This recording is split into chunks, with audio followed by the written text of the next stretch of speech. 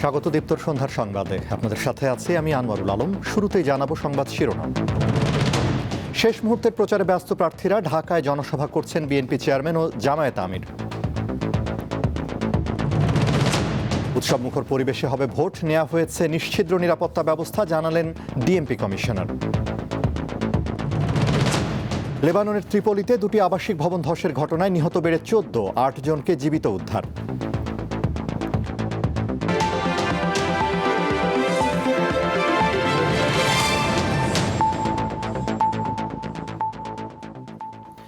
এবারে বিস্তারিত।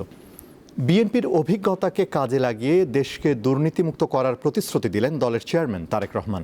বলেন, 2001 সালে বিএনপি যখন জনগণের সমর্থনে সরকার গঠন করে তখন বাংলাদেশের গায়ে ছিল দুর্নীতির তকমা। বেগম খালেদা জিয়ার সরকার 2006 সালে যখন ক্ষমতা ছেড়ে দেয় তখন দেশকে দুর্নীতির তকমা থেকে বের করে আনতে সক্ষম হন। রাজধানীর বাসাবো তরুণ সংঘ মাঠে ঢাকা 9 আসনের নির্বাচনী জনসভায় যোগ দিয়ে এসব কথা বলেন তিনি। দেশ গঠনের কাজে নামতে হবে জানিয়ে তিনি বলেন, দীর্ঘ আন্দোলন, সংগ্রাম ও অসংখ্য ত্যাগের মধ্য দিয়ে জনগণ যে ভোটাধিকার ফিরে পেয়েছে তা ব্যবহার করে জনগণের সরকার প্রতিষ্ঠা করাই এখন সময়ের সবচেয়ে বড় দায়িত্ব। বলেন, 12 তারিখের নির্বাচন শুধু প্রতিনিধি বাছাইয়ের দিন নয়, এটি বাংলাদেশকে নতুন করে গড়ে তোলার দিন। বিএনপি সরকার গঠন করতে পারলে বাসাবো এলাকার রাস্তাঘাট, কালভার্ট, হাসপাতাল সংস্কার ও নির্মাণ এবং জলাবদ্ধতা দূর করতে প্রয়োজনীয় ব্যবস্থা নেওয়ার প্রতিশ্রুতি দেন বিএনপি চেয়ারম্যান তারেক রহমান। এই দেশে যে দুর্নীতি গত 16 বছর ধরে আমরা দেখেছি, সেই দুর্নীতি থেকে যদি দেশকে বের করতে হয় তাহলে একমাত্র বিএনপির পক্ষেই সেটি করা সম্ভব। ত্রয়োদশ সংসদ নির্বাচনের শেষ মুহূর্তের প্রচারণায় ঢাকার দোহার জয়পাড়া বড় মাঠে চলছে ঢাকা 1 আসনের জামায়াতের নির্বাচনী জনসভা। জামায়াতে ইসলামী বাংলাদেশের এই জনসভাকে কেন্দ্র করে বিকাল থেকেই জনসভাস্থলে আসতে শুরু করেন জামায়াতের সমর্থক ও নেতাকর্মীরা। শেষ সময়ের এই নির্বাচনী জনসভায় নারী ভোটারদের উপস্থিতি চোখে পড়ার মতো। ঢাকা 1 আসনের জামায়াত ইসলামীর প্রার্থী ব্যারিস্টার নজরুল ইসলাম ছাড়াও এই জনসভায় বক্তব্য রাখবেন জামায়াতের আমির ডাক্তার শফিকুর রহমান।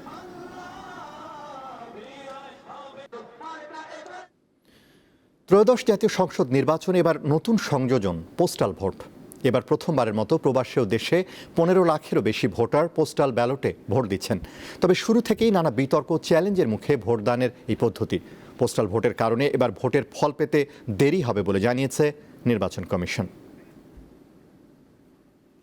ভোটদানে জালিয়াতি, গণনা বিতর্ক, ভোটের গোপনীয়তা ক্ষুণ্ণ হওয়া সহ নানা অভিযোগে যুক্তরাষ্ট্র, ভারত ও কানাডার মতো অনেক দেশেই পোস্টাল ব্যালট নিয়ে বিতর্ক পুরনো।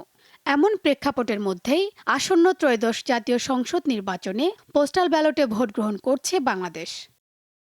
তবে বাহরাইন, সৌদি আরব ও কুয়েত সহ বিভিন্ন দেশের প্রবাসীর বাসায় বিপুল সংখ্যক পোস্টাল ব্যালট পাওয়া গেলে শুরুতেই বিতর্কের মুখে পড়ে পোস্টাল ভোট। কারচুপি, ভোটের গোপনীয়তা ভঙ্গসহ রাজনৈতিক প্রভাব বিস্তারের অভিযোগে পদ্ধতিটির গ্রহণযোগ্যতা নিয়ে প্রশ্ন উঠেছে। প্রার্থিতা চূড়ান্ত হওয়ার আগেই প্রার্থীর নাম বা ছবি ছাড়া প্রবাসীদের ব্যালট পাঠানো ও প্রবাসীদের আগেভাগে ভোট দেয়া সহ নানা অনিয়মের অভিযোগ উঠেছে। তবে সংশ্লিষ্টরা বলছেন, ডাকযোগে ব্যালট পৌঁছানো ও তা ফেরত আনার জন্য পর্যাপ্ত সময় হাতে রাখতেই আগাম এই পদক্ষেপ। 12 ফেব্রুয়ারি বিকেল 4:30টার পর পোস্টাল ব্যালট দেশে এলে তা বাতিল হবে। আমাদের হিসাবে ছিল ম্যাক্সিমাম 1 মাস যাওয়া আসা। 1 মাসের জায়গায় আমরা কিন্তু মোর দেন 40 ডেজ দিয়েছি যাতে এটা গিয়ে ফেরত আসে। তারপরে কি হলো, ইউএসএতে তুষারপাত হলো, কানাডাতেও ঝড়, কোনো দেশে পোস্টালের স্ট্রাইক। জানুয়ারির ফার্স্ট উইকে পৌঁছার পরে এখনও কিন্তু ভোটাররা পান না, এরকম আছে। পোস্টাল ভোট বিডি অ্যাপের তথ্য বলছে, 3 ফেব্রুয়ারি দুপুর 12টা পর্যন্ত প্রায় 3 লাখ প্রবাসী ভোটার ডাকযোগে পোস্টাল ব্যালট পাঠিয়েছেন। ঠিকানা না পাওয়ায় ভোট ছাড়াই ফেরত এসেছে অন্তত 11,000 ব্যালট। দেশের পোস্টাল ব্যালটে প্রার্থীর নাম ও ছবি যুক্ত করে আগের ব্যালটের পরিবর্তন এনেছে ইসি। স্বচ্ছতা নিশ্চিত করতে কিউআর কোড ও বিশেষ সফটওয়্যার ব্যবহার করায় এই পোস্টাল ব্যালটে কারচুপির সুযোগ নেই দাবি ইসির। ভোটার কিউআর কোড স্ক্যান না করলে বাতিল হবে সেই ভোট। বিভিন্ন দেশে দেখা যায় যে একজনের ভোট আরেকজনের দিচ্ছে, সুন্দর করে পোস্ট বক্সে ফেলছে। রিটার্নিং অফিসারের কাছে যখন ফেসিয়াল ভেরিফিকেশন হবে, যখন দেখা যাবে যে এটা ম্যাচ করতেছে না, বা সেকেন্ড টাইম সে ফেসিয়াল ভেরিফিকেশনটা ম্যাচ করে সে সাবমিট করে নাই, সেক্ষেত্রে স্ট্রেট এই ব্যালট বাতিল হয়ে যাবে। একই দিনে জাতীয় নির্বাচন ও গণভোট এবং বড় পরিসরে পোস্টাল ব্যালট গণনার বাড়তি চাপের কারণে ফলাফল প্রকাশে অতীতের চেয়ে বেশি সময় লাগবে বলে জানিয়েছে ইসি।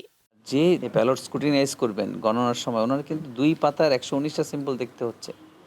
একটায় টিক দেখা গেল, আরেকটা সেকেন্ড পেজে আরেকটা জায়গায় টিক হয়ে গেছে।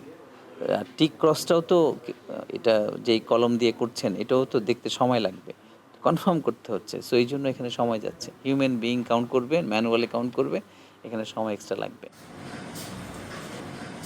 পোস্টাল ব্যালট গণনা কার্যক্রম দ্রুত করতে পর্যাপ্ত সংখ্যক দক্ষ জনবল বাড়ানোর পরামর্শ দিচ্ছেন বিশেষজ্ঞরা। তবে সবকিছু ছাপিয়ে পোস্টাল ভোট বিডি অ্যাপের মাধ্যমে আধুনিক প্রযুক্তির এই ভোট পদ্ধতি দেশের নির্বাচন ব্যবস্থায় কতটা আস্থা ও স্বচ্ছতা ফিরিয়ে আনতে পারে তা এখন দেখার অপেক্ষা, এমনটা মনে করছেন বিশ্লেষকেরা। শিউলি শবনম, দীপ্ত সংবাদ, ঢাকা। আসন্ন ত্রয়োদশ জাতীয় সংসদ নির্বাচন অবাধ, সুষ্ঠু, নিরপেক্ষ, উৎসবমুখর পরিবেশে অনুষ্ঠিত হবে বলে জানিয়েছেন ডিএমপি কমিশনার শেখ মোহাম্মদ সাজ্জাদ আলী। সোমবার ডিএমপির মিডিয়া সেন্টারে নির্বাচন ও গণভোটে ডিএমপির নেয়া নিরাপত্তা ব্যবস্থা নিয়ে সংবাদ সম্মেলনে তিনি বলেন, এবার ভোটে পুলিশকে রাজনৈতিক উদ্দেশ্যে ব্যবহার করা যাবে না। ঢাকা মেট্রোপলিটন এলাকায় 2131টি ভোট কেন্দ্রের মধ্যে 37টি ঝুঁকিপূর্ণ। এসব কেন্দ্রে অতিরিক্ত পুলিশ নিরাপত্তার দায়িত্বে থাকবে। ভোট কারচুপির সুযোগ নেই জানিয়ে ভোটের দিন সাংবাদিকদের নিরাপত্তা নিশ্চিত করা হবে বলেও জানান তিনি। কোনো থ্রেট নাই, পরিবেশ দেখতেছেন না, স্বাভাবিক সময়ের চেয়ে ভালো পরিবেশ চলতেছে। রাস্তাঘাট সরু, ওইরকম ইনএক্সেসেবল, এইসব চিন্তা ভাবনা করে পরবর্তীতে আমরা এই প্রোগ্রামের বাইরে যে আরো 37টা ভোট কেন্দ্র চিহ্নিত করছি, যেখানে আমার পুলিশ অফিসারের সংখ্যা 7 জন করে থাকবে। আসন্ন জাতীয় নির্বাচনে টাকার অপব্যবহার রোধে মোবাইল ব্যাংকিং সেবা বা এমএফএস ও ইন্টারনেট ব্যাংকিং সেবায় সাময়িক সীমাবদ্ধতা আরোপ করেছে বাংলাদেশ ব্যাংক। নির্দেশনা অনুযায়ী গত রাত 12টা থেকে আগামী 12 ফেব্রুয়ারি রাত 11:59 পর্যন্ত মোট 4 দিন ইন্টারনেট ব্যাংকিং সহ বিভিন্ন ব্যাংক অ্যাপের মাধ্যমে ব্যক্তি থেকে ব্যক্তিতে টাকা পাঠানো বন্ধ থাকবে। রোববার কেন্দ্রীয় ব্যাংক এ বিষয়ে নির্দেশনা জারি করে। বাংলাদেশ ব্যাংকের এই সিদ্ধান্তের ফলে বিকাশ, রকেট ও নগদের মতো এমএফএস প্রতিষ্ঠানের গ্রাহকেরা প্রতিবার সর্বোচ্চ 1,000 টাকা পাঠাতে পারবেন। এভাবে দৈনিক লেনদেন করা যাবে সর্বোচ্চ 10,000 টাকা। এছাড়া ইন্টারনেট ব্যাংকিং সহ বিভিন্ন ব্যাংকের অ্যাপ সেবা ব্যবহার করে একে অপরকে টাকা পাঠানোর সেবা বন্ধ থাকবে। জামায়াত ইসলামী ক্ষমতায় এলে নারীদের সমাজের মূলধারার নেতৃত্বে কাজ করার সুযোগ দেওয়া হবে বলে মন্তব্য করেছেন জামায়াত ইসলামীর আমির ডাক্তার শফিকুর রহমান। সন্ধ্যায় বাংলাদেশ টেলিভিশনে জাতির উদ্দেশ্যে দেওয়া নির্বাচনী ভাষণে তিনি বলেন, বিগত দিনে জামায়াতের যারাই জনপ্রতিনিধি হয়েছেন কারো বিরুদ্ধে দুর্নীতির অভিযোগ নেই। সবাইকে নিয়ে ঐক্যের বাংলাদেশ গড়ার কথাও জানান তিনি। জামায়াত আমির বলেন, ধর্মীয় পরিচয়ে কেউ আঘাত করার চেষ্টা করলে তাদের প্রতিহত করা হবে। তরুণদের জন্য নতুন বাংলাদেশ গড়ারও আশ্বাস দেন তিনি। মানুষের অধিকার কেড়ে নেওয়ার সুযোগ। সবাইকে নিয়ে ঐক্যের বাংলাদেশ গড়তে চাই, এমন বাংলাদেশ যেখানে কেবল পারিবারিক পরিচয়ে কেউ দেশের চালকের আসনে বসতে পারবে না, এমন বাংলাদেশ যেখানে রাষ্ট্র হবে সবার, সরকার হবে জনগণের। প্রিয় দেশবাসী, জনগণ চায় একটু নিরাপত্তা, সুশাসন আর ইনসাফ। তাই আগামীর বাংলাদেশকে এসব অঙ্গীকার এবং মূল্যবোধের আলোকে সাজাতে চাই। পেশাদার সেনা সদস্যদের র্যাবে পাঠানোর পর তারা খুনি হিসেবে ফিরে আসতেন। আজ আন্তর্জাতিক অপরাধ ট্রাইব্যুনালে এমনটাই বললেন সাবেক সেনাপ্রধান জেনারেল অবসরপ্রাপ্ত ইকবাল করিম ভূঁইয়া। গুম খুনে অভিযুক্ত সাবেক সেনা কর্মকর্তা জিয়াউল হাসানের মামলায় দ্বিতীয় দিনের সাক্ষ্যতে তিনি র্যাবের বিলুপ্তি চেয়েছেন। আওয়ামী লীগ সরকারের সময় দীর্ঘদিন র্যাবের গুরুত্বপূর্ণ পদে ছিলেন সাবেক সেনা কর্মকর্তা জিয়াউল আহসান। তার বিরুদ্ধে 104 জনকে গুমের পর হত্যার অভিযোগে আন্তর্জাতিক অপরাধ ট্রাইব্যুনালে মামলা করেছে প্রসিকিউশন। এ মামলায় সোমবার দ্বিতীয় দিনের মতো সাক্ষ্য দিলেন সাবেক সেনাপ্রধান জেনারেল অবসরপ্রাপ্ত ইকবাল করিম ভূঁইয়া। তার সাক্ষ্যতে উঠে এসেছে পেশাদার বাহিনীর অপেশাদার কর্মকাণ্ডের বিভিন্ন দিক এবং গুম, খুন ও আয়নাঘর সংস্কৃতির বিষয়। পরে সাবেক সেনাপ্রধানের সাক্ষ্যের বিষয়ে সাংবাদিকদের বিস্তারিত জানান চিফ প্রসিকিউটর। র্যাব এবং ডিজিএফআই দুটো সংস্থা তাদের কর্মকাণ্ডের কারণে যেভাবে বিতর্কিত হয়েছে, আয়নাঘরের মতো একটা বিভৎস সংস্কৃতি তারা চালু করেছে, র্যাব মানুষ হত্যা করে যেভাবে দুর্নাম কামিয়েছে, এই দুটো সংস্থার বিলুপ্ত হয়ে নতুন কোনো বাহিনী গঠন হওয়া উচিত, কারণ এই কলঙ্কের দায় নিয়ে এই বাহিনী দুটো বেশি দূর অগ্রসর হতে পারবে না। সে কারণে তিনি তার অভিমত ব্যক্ত করেছেন। ইকবাল করিম ভূঁইয়া আদালতকে জানান, র‍্যাব থেকে অনেকে অপরাধের কলঙ্ক নিয়ে সেনাবাহিনীতে ফেরত এসেছেন। জিয়াউল আহসান তাদেরই একজন। তিনি যেটা বলেছিলেন যে সেনাবাহিনী থেকে আমরা ভালো পেশাদার অফিসারদেরকে র্যাবে পাঠাতাম, তারা যখন ফেরত আসতো আর্মিতে তখন আমরা পেতাম যে তারা একটা পেশাদার খুনিতে পরিণত হয়েছে। র্যাব মানুষ হত্যা করার জন্য যে ডিহিউম্যানাইজড হয়েছিল, সেই ট্রেনিংগুলো থেকে তাদেরকে যে সিভিলিয়ান হত্যার ব্যাপারে তাদের যেভাবে নিরুৎসাহিত করা হয়েছে, সেই কথাগুলো তারা মানতেন না এবং জিয়াউল আহসান সেটা মানতেন না। সাবেক সেনাপ্রধানের সাক্ষ্যের বিষয়ে গণমাধ্যমের সঙ্গে কথা বলেছেন আসামি পক্ষের আইনজীবী। সেনাবাহিনীর সমস্ত সদস্য ডিহিউম্যানাইজ অর্থাৎ অমানুষ। গত 40 বছর যাবৎ এটাই নাকি হয়ে আসছে। উনি গত 40 বছর ডিহিউম্যানাইজ ছিলেন, এখন উনি মনে হয় মানুষ হয়েছেন। 14 জানুয়ারি জিয়াউল আহসানের বিরুদ্ধে মানবতাবিরোধী অপরাধের 3টি সুনির্দিষ্ট অভিযোগে বিচার শুরুর আদেশ দেয় আন্তর্জাতিক অপরাধ ট্রাইব্যুনাল। মাহিদুর রহমান, দীপ্ত সংবাদ, ঢাকা। আন্তর্জাতিক। লেবাননের দ্বিতীয় বৃহত্তম শহর ত্রিপোলিতে দুটি আবাসিক ভবন ধসের ঘটনায় নিহতের সংখ্যা বেড়ে 14 জনে দাঁড়িয়েছে।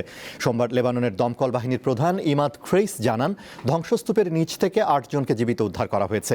এ সময় ধসে পড়া ভবন দুটির উদ্ধার অভিযান আনুষ্ঠানিকভাবে শেষ হয়েছে বলেও জানানো হয়। ভবন দুটিতে মোট 22 জন বাসিন্দা বসবাস করতেন বলে জানিয়েছে লেবানিজ কর্তৃপক্ষ। রোববার ত্রিপোলির বাব আত তাব্বানে এলাকায় পুরনো দুটি ভবন ধসে পড়ে। নগর কর্তৃপক্ষ জানিয়েছে, গত কয়েক সপ্তাহে ত্রিপোলিতে বেশ কয়েকটি পুরনো ভবন ধসে পড়েছে।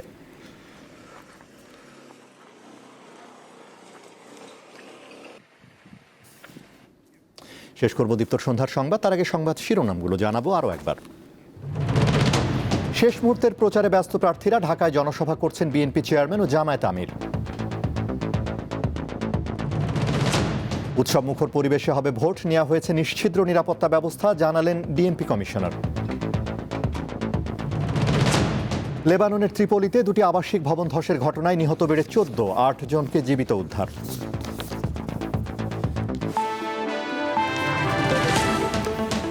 এই ছিল এখনকার মতো আমাদের পরবর্তী দীপ্ত সংবাদ রাত 11টায় দেখার আমন্ত্রণ। এছাড়া আরও তথ্য বিনোদনের খবর পেতে যুক্ত থাকুন দীপ্তর ডিজিটাল প্ল্যাটফর্মগুলোতে। ধন্যবাদ।